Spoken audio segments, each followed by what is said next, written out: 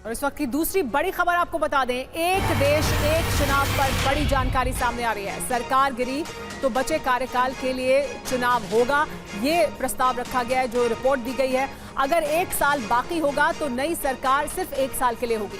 यानी अगर 5 साल के भीतर सरकार गिर जाती है किसी राज्य में, तो फिर वहां पर दोबारा चुनाव कराए जाएंगे। 1 साल का अगर कार्यकाल बाकी होगा तो सरकार 1 ही साल के लिए होगी, 5 साल के लिए नहीं होगी। ये सिफारिश की गई है, जो रिपोर्ट सौंपी गई है। आगे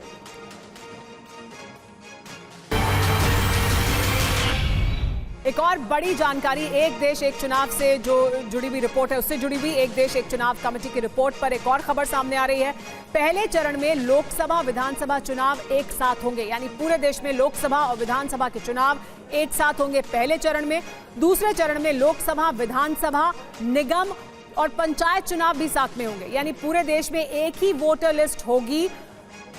पंचायत स्तर तक जो चुनाव है, पंचायत से लेकर संसद के स्तर तक सारे चुनाव एक साथ कराए जाएंगे दूसरे चरण में। पहले चरण में लोकसभा और विधानसभा ही होगा, लेकिन इसके बाद बड़ी जानकारी है ये कि पूरे देश में सिर्फ एक ही वोटर लिस्ट होगी और उसके तहत होगा चुनाव।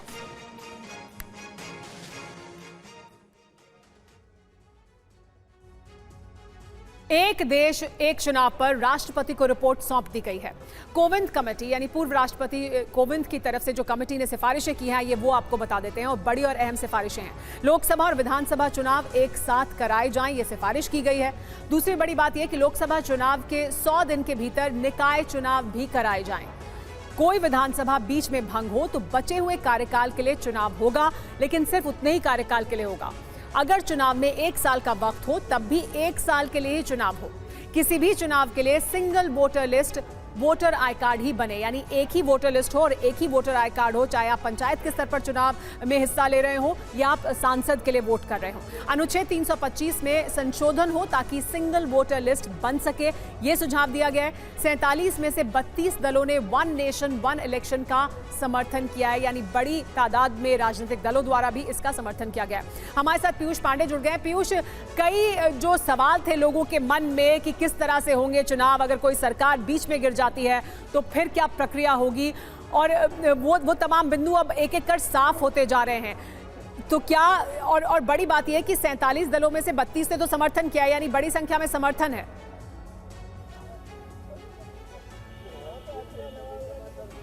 बिल्कुल सुमेरा, देखिए अहम बात यह है कि राजनीतिक समर्थन पूरी तरह से एक देश एक चुनाव को प्राप्त है, और इसके अलावा विशेषज्ञों ने भी सीधे तौर पर कहा है कि इसके कई अहम लाभ हैं। और इसके अलावा जहां तक रही बात कि अगर कोई विधानसभा के दौरान कोई सरकार गिर जाती है तो ऐसी स्थिति में क्या किया जाएगा, उसका हल सीधे तौर पर एक देश एक चुनाव की समिति ने दे दिया है। और उस समिति ने कहा है कि अगर लोकसभा का कार्यकाल 1 साल बीत चुका है और ऐसे में कोई विधानसभा में सरकार गिर जाती है या त्रिशंकु हो जाता है या अविश्वास प्रस्ताव आता है, तो ऐसी स्थिति में शेष कार्यकाल जो है विधानसभा का, उसके लिए चुनाव कराए जाएं। तो ये एक बहुत ही अच्छे जो है सुझाव दिए गए हैं, और असाधारण परिस्थितियों के लिए ज़रूर कहा गया है कि ऐसी स्थिति में चुनाव आयोग की ओर से सिफारिश की जाए, और जहां पर ऐसा संकट आया है वहां पर राष्ट्रपति शासन लागू कराया जाए।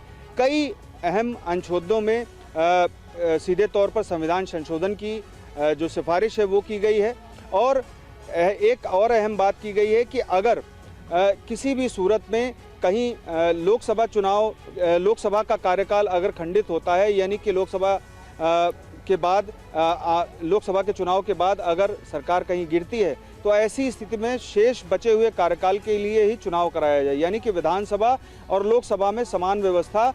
जबकि अगर कहीं कोई सरकार खंडित होती है और या फिर वहां पर त्रिशंकु जैसी स्थिति होती है और या फिर अविश्वास प्रस्ताव आता है, तो बहुत ही अहम सिफारिशें हैं। और देखना ये होगा कि अब कानून मंत्रालय इसकी विवेचना करने के बाद बहुत कुछ इसमें समझना बाकी है कि राष्ट्रपति शासन कहां और किस तरह से लागू होगा।